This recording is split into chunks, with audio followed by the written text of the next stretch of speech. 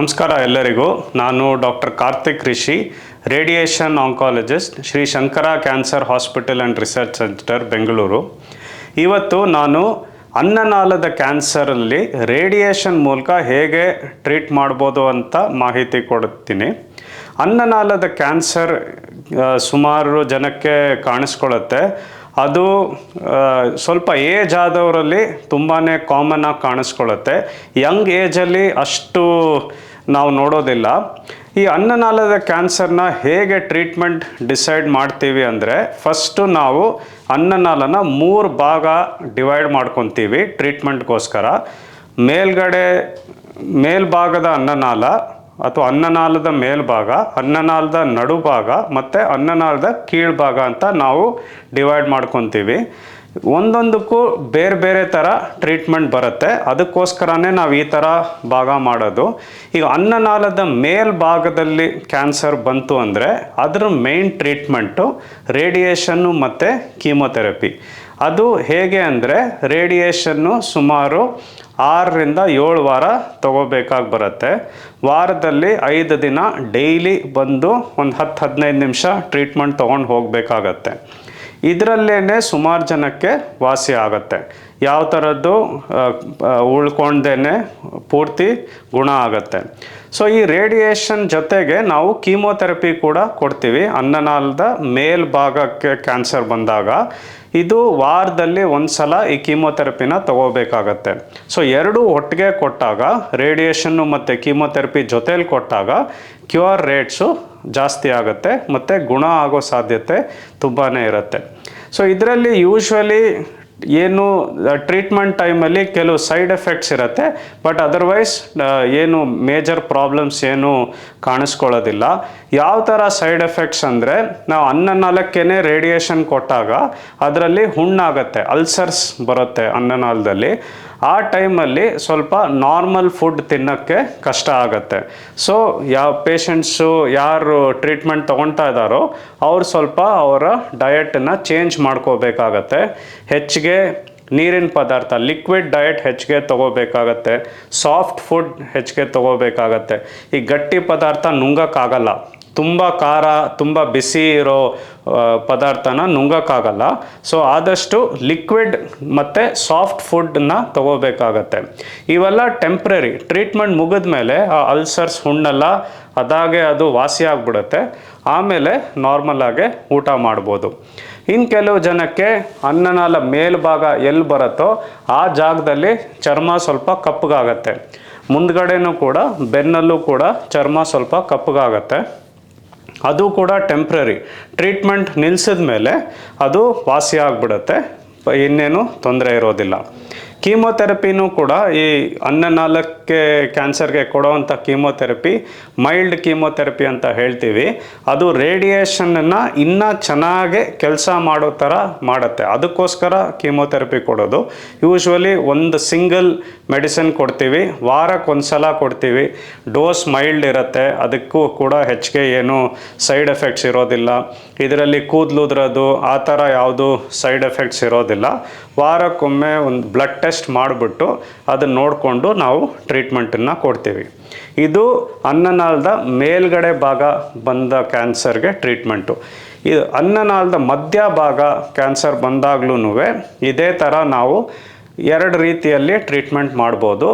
ಕೆಲವು ಜನಕ್ಕೆ ತುಂಬಾ ಅರ್ಲಿ ಇತ್ತು ಅಂದರೆ ನಾವು ಆರ್ಗನ್ ಪ್ರಿಸರ್ವೇಷನ್ ಅಂತ ಹೇಳ್ತೀವಿ. ಅಂದರೆ ಅನ್ನನಾಳನ ತೆಗಿದೇನೆ ನಾವು ಅದನ್ನು ಗುಣ ಮಾಡ್ಬೋದು. ಅದನ್ನು ಕೂಡ ರೇಡಿಯೇಷನ್ನು ಮತ್ತು ಕೀಮೊಥೆರಪಿ ಮೂಲಕನೇ ಗುಣ ಮಾಡ್ಬೋದು. ಮೇಲ್ಗಡೆ ಭಾಗಕ್ಕೂ ಕೆಳಗಡೆ ಭಾಗಕ್ಕೂ ಏನು ಡಿಫ್ರೆನ್ಸ್ ಅಂದರೆ, ಅದು ಕೆಲವು ಸಲ ಸ್ವಲ್ಪ ಹೆಚ್ಚಿಗೆ ಇರುತ್ತೆ. ಆ ಟೈಮಲ್ಲಿ ಸರ್ಜರಿ ಕೂಡ ಆ್ಯಡ್ ಮಾಡಬೇಕಾಗಿ ಬರುತ್ತೆ. ಬಟ್ ತುಂಬ ಚಿಕ್ಕ ಜಾಗ ಇತ್ತು, ಕಮ್ಮಿ ಇತ್ತು ಅಂದರೆ ಆವಾಗ ರೇಡಿಯೇಷನ್ನು ಕೀಮೋ ಅಲ್ಲೇ ನಾವು ಗುಣ ಮಾಡ್ಬೋದು. Procedure same. ಮೇಲ್ಗಡೆ ಭಾಗಕ್ಕೆ ಹೇಗೆ ಹೇಳಿದ್ನೋ ಅದೇ ಥರನೇ ಇಲ್ಲೂ ಕೂಡ 5 ರಿಂದ 6 ವಾರ ರೇಡಿಯೇಷನ್ ತಗೋಬೇಕಾಗತ್ತೆ. ವಾರದಲ್ಲಿ 5 ದಿನ ಡೈಲಿ ಒಂದು 10 ನಿಮಿಷ ಬಂದು ತೊಗೊಂಡು ಹೋಗಬೇಕಾಗತ್ತೆ. ಅಡ್ಮಿಷನ್ ಏನು ಬೇಕಾಗಲ್ಲ. Out patient treatment. ಮನೆಯಿಂದ ಬಂದು ಟ್ರೀಟ್ಮೆಂಟ್ ತೊಗೊಂಡು ವಾಪಸ್ ಹೋಗ್ಬೋದು. ರೇಡಿಯೇಷನ್ ಕೊಡಬೇಕಾದ್ರೆ ಏನು ಗೊತ್ತಾಗಲ್ಲ, ನೋವಾಗಲಿ ಉರಿ ಆಗಲಿ ಯಾವ ಥರದ ಶಾಕು ಹೀಟು ಅದೆಲ್ಲ ಏನೂ ಇರೋದಿಲ್ಲ.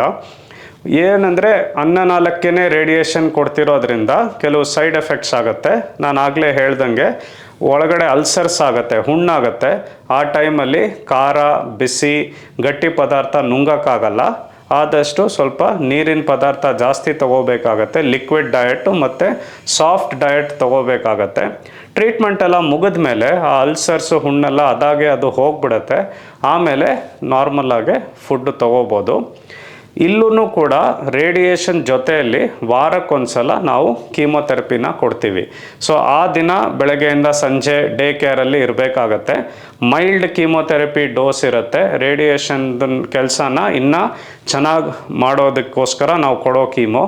ಇದರಲ್ಲೂ ಕೂಡ ಯಾವ ಥರದ್ದು ನಿಮಗೆ ಮೇಜರ್ ಸೈಡ್ ಎಫೆಕ್ಟ್ಸ್ ಇರೋದಿಲ್ಲ, ಕೂದಲು ಉದುರೋದು ಆ ಥರ ಏನೂ ಇರೋದಿಲ್ಲ. ವಾರಕ್ಕೊಮ್ಮೆ ಒಂದು ಬ್ಲಡ್ ಟೆಸ್ಟ್ ಮಾಡಿಬಿಟ್ಟು ನಾವು ಈ ಟ್ರೀಟ್ಮೆಂಟ್ನ ಕೊಡ್ತೀವಿ. ಆ್ಯಂಡ್ ಈ ರೀತಿಯಲ್ಲಿ ರೇಡಿಯೇಷನ್ನು ಮತ್ತು ಕೀಮೊಥೆರಪಿಯಲ್ಲೇ ಗುಣ ಆಗೋ ಚಾನ್ಸಸ್ ತುಂಬಾ ಚೆನ್ನಾಗಿದೆ. ಇನ್ನು ಕೆಲವು ಜನಕ್ಕೆ ಸ್ವಲ್ಪ ಕಾಯಿಲೆ ಜಾಸ್ತಿ ಇದ್ದಾಗ ಸರ್ಜರಿ ಮಾಡಬೇಕಾಗೆ ಬರ್ಬೋದು. ಮೂರನೇದು ಏನು ಅಂದರೆ ಅನ್ನನಾಳದ ಕೆಳಗಡೆ ಭಾಗ ಕ್ಯಾನ್ಸರ್ ಬಂದರೆ ಇಲ್ಲಿ ಟ್ರೀಟ್ಮೆಂಟ್ ಸ್ವಲ್ಪ ಬೇರೆ ಥರ ಇರುತ್ತೆ. ಸುಮಾರು ಸಲ ಇಲ್ಲಿ ಸರ್ಜರಿ ಮಾಡೋ ಅವಶ್ಯಕತೆ ಇರುತ್ತೆ. ಸೊ ಮೊದಲೇ ಚಿಕ್ಕದಿತ್ತು ಅಂದರೆ ಸರ್ಜರಿ ಮಾಡಿ ಆ ಭಾಗನ ತೆಗೆದುಬಿಟ್ಟು ಅದನ್ನು ಟೆಸ್ಟಿಗೆ ಕಳಿಸ್ತಾರೆ. ಅದನ್ನು ನೋಡಿಕೊಂಡು ಮುಂದೆ ಕೀಮೊಥೆರಪಿ ಬೇಕಾಗ್ಬೋದಾ, ರೇಡಿಯೇಷನ್ ಬೇಕಾಗ್ಬೋದಾ, ಅಥವಾ ಏನೂ ಇಲ್ಲದೇ ಬರೀ ನಾರ್ಮಲಾಗೆ ಫಾಲೋ ಅಪ್ ಮಾಡ್ಕೊಂಡಿರ್ಬೋದು. ಸುಮಾರು ಜನಕ್ಕೆ ಏನು ಅಂದರೆ ಸ್ವಲ್ಪ ಕಾಯಿಲೆ ಜಾಸ್ತಿ ಇರುತ್ತೆ. ಸೊ ಸ್ಟಾರ್ಟಿಂಗಲ್ಲೇ ಸರ್ಜರಿ ಮಾಡೋದು ಕಷ್ಟ ಆಗುತ್ತೆ. ಯಾಕಂದರೆ ಆ ಜಾಗ ಹೇಗಿದೆ ಅಂದರೆ ಅಲ್ಲಿ ನಿಮಗೆ ಹಾರ್ಟ್ ಬರುತ್ತೆ, ಅದು ರಕ್ತನಾಳ, ಮುಖ್ಯ ರಕ್ತನಾಳಗಳು ಬರುತ್ತೆ ಅಲ್ಲಿ. ಸೊ ಇದರಿಂದ ಸ್ವಲ್ಪ ಕಾಂಪ್ಲಿಕೇಶನ್ಸ್ ಆಗೋ ಸಾಧ್ಯತೆ ಇರುತ್ತೆ. ಸೊ ಅದಕ್ಕೆ ಸುಮಾರು ಜನಕ್ಕೆ ಈ ಕೆಳಗಡೆ ಅನ್ನನಾಳದ ಕೆಳಗಡೆ ಭಾಗ ಕ್ಯಾನ್ಸರ್ ಬಂದಾಗ ಮೊದಲು ಸರ್ಜರಿ ಮಾಡೋದು ಕಷ್ಟ ಆಗುತ್ತೆ. ಸೊ ಈ ಜನರಿಗೆ ನಾವು ಫಸ್ಟು ಕೀಮೊಥೆರಪಿ ಅಥವಾ ಕೀಮೊಥೆರಪಿ ಮತ್ತು ರೇಡಿಯೇಷನ್ ಜೊತೆಯಲ್ಲಿ ಕೊಟ್ಬಿಟ್ಟು ಗಡ್ಡೆನ ಕರಗಿಸ್ತೀವಿ. ಈ ಕೀಮೊಥೆರಪಿ ರೇಡಿಯೇಷನ್ ಸ್ಟಾರ್ಟಿಂಗಲ್ಲಿ ಕೊಟ್ಟಾಗ ಗಡ್ಡೆ ಚೆನ್ನಾಗಿ ಕರಗತ್ತೆ. ಯೂಶ್ವಲಿ ಒಂದು 4 ವಾರ ರೇಡಿಯೇಷನ್ ಕೊಡ್ತೀವಿ. ವಾರದಲ್ಲಿ 5 ದಿನ ಡೈಲಿ ಬಂದು ತೊಗೊಂಡು ಹೋಗಬೇಕಾಗತ್ತೆ. ರೇಡಿಯೇಷನ್ನಿಂದ ಏನು ಮೇಜರ್ ಸೈಡ್ ಎಫೆಕ್ಟ್ಸ್ ಇರೋದಿಲ್ಲ. ಆಗಲೇ ಹೇಳ್ದಂಗೆ ಯಾವ ಥರದ್ದು ನೋವು ಆಗಲಿ ಉರಿ ಹೀಟು ಆ ಥರ ಏನೂ ಇರೋದಿಲ್ಲ. ಕೀಮೊಥೆರಪಿನೂ ಕೂಡ 2 ಮೆಡಿಸಿನ್ ಕೊಡ್ತಾರೆ. ಅದು ವೀಕ್ಲಿ ಒನ್ಸ್ ಕೊಡ್ತಾರೆ ಮತ್ತು ಮೈಲ್ಡ್ ಡೋಸ್ ಇರುತ್ತೆ, ವೆಲ್ ಟಾಲ್ರೇಟೆಡ್, ಮೇಜರ್ ಸೈಡ್ ಎಫೆಕ್ಟ್ಸ್ ಏನೂ ಇರಲ್ಲ. ಸೊ ಈ ಥರ ಒಂದು ತಿಂಗಳು ರೇಡಿಯೇಷನ್ ಮತ್ತು ಕೀಮೊಥೆರಪಿ ಕೊಟ್ಬಿಟ್ಟು 1 ತಿಂಗಳು ವೆಯ್ಟ್ ಮಾಡ್ತೀವಿ. ಆವಾಗ ಗಡ್ಡೆ ಪೂರ್ತಿ ಕರಗತ್ತೆ. ಆ್ಯಂಡ್ ಸುಮಾರು ಜನಕ್ಕೆ ನಾವು ಏನು ನೋಡಿದ್ದೀವಿ ಅಂದರೆ ಪೂರ್ತಿ ವಾಸಿ ಆಗಿಬಿಟ್ಟಿರುತ್ತೆ. ಇದಾದಮೇಲೆ ಸರ್ಜರಿ ಮಾಡೋದು ಸುಲಭ ಆಗುತ್ತೆ, ಅದರಿಂದ ರಿಸಲ್ಟ್ಸು ಕೂಡ ಚೆನ್ನಾಗಿ ಬರುತ್ತೆ. ಸೊ ಈ ಕೆಳಗಡೆ ಅನ್ನನಾಳದಲ್ಲಿ ಬಂದಾಗ ಸರ್ಜರಿ ಮಾಡೋದು ಉತ್ತಮ. ಸೊ ರೇಡಿಯೇಷನ್ ಕೀಮೊಥೆರಪಿ ಕೊಟ್ಟು ಕರಗಿಸ್ಬಿಟ್ಟು ಅದಾದಮೇಲೆ ಸರ್ಜರಿ ಮಾಡೋದ್ರಿಂದ ರಿಸಲ್ಟ್ಸ್ ಚೆನ್ನಾಗಿರುತ್ತೆ ಮತ್ತು ಸರ್ವೈವಲೂ ಕೂಡ ಸುಮಾರು ದಿನ ಇರುತ್ತೆ.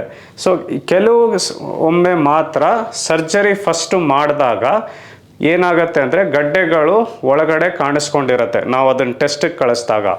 ಆ ಸಿಚುವೇಷನಲ್ಲಿ ಮಾತ್ರ ಸರ್ಜರಿ ಆದಮೇಲೆ ರೇಡಿಯೇಷನ್ನು ಮತ್ತು ಕೀಮೊಥೆರಪಿ ಕೊಡಬೇಕಾಗತ್ತೆ.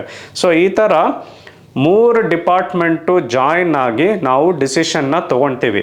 ಫಸ್ಟು ಅನ್ನನಾಳ ಕ್ಯಾನ್ಸರ್ ಬಂದಾಗ ಯಾವ ಭಾಗದಲ್ಲಿ ಕ್ಯಾನ್ಸರ್ ಬಂದಿದೆ ಅಂತ ಫಸ್ಟು ಡಿಸೈಡ್ ಮಾಡ್ತೀವಿ. ಅದರ ನಂತರ ಈ ಪೇಷಂಟಿಗೆ ಯಾವ ಟ್ರೀಟ್ಮೆಂಟ್ ಕರೆಕ್ಟ್ ಇರುತ್ತೆ, ಫಸ್ಟು ರೇಡಿಯೇಷನ್ ಕೀಮೋ ಕೊಡೋದು ಉತ್ತಮನ ಅಥವಾ ಸರ್ಜರಿ ಮಾಡೋದು ಉತ್ತಮನ ಅಥವಾ ಬರೀ ರೇಡಿಯೇಷನ್ ಕೀಮೊಥೆರಪಿಯಲ್ಲೇ ವಾಸಿ ಮಾಡೋದು ಬೆಟರಾ ಅಂತ ನಾವು ಡಿಸಿಷನ್ ತೊಗೊಳ್ತೀವಿ. ಈ ಥರ surgeon, radiation oncologist, medical oncologist ಜೊತೇಲಿ ಕೂತ್ಕೊಂಡು ಡಿಸ್ಕಷನ್ ಮಾಡಿ ಆ ಪರ್ಟಿಕ್ಯುಲರ್ ಪೇಷಂಟ್ಗೆ ಯಾವುದು ಬೆಸ್ಟ್ ಟ್ರೀಟ್ಮೆಂಟ್ ಅಂತ ಡಿಸೈಡ್ ಮಾಡಿ ಆಮೇಲೆ ತಿಳಿಸಿ ಟ್ರೀಟ್ಮೆಂಟ್ ಕೊಡ್ತೀವಿ. ಸೊ ನಿಮ್ಗೇನಾದರೂ ಅನ್ನನಾಳದಲ್ಲಿ ಕ್ಯಾನ್ಸರ್ ಇದೆ ಅಂತ ಗೊತ್ತಾಯಿತು ಅಂದರೆ ಭಯ ಪಡೋದು ಬೇಡ. ಒಳ್ಳೆ ಉತ್ತಮ ಟ್ರೀಟ್ಮೆಂಟ್ ಇದೆ. ಡಾಕ್ಟರ್ನ ಮೀಟ್ ಮಾಡಿ ಇನ್ನೂ ಹೆಚ್ಚಿಗೆ ಜಾಣಕಾರಿ ತೊಗೊಳ್ಳಿ, ತಿಳುವಳಿಕೆ ಆದಮೇಲೆ ನೀವು ಟ್ರೀಟ್ಮೆಂಟ್ ಡಿಸಿಷನ್ ತೊಗೋಬೋದು. Thank you.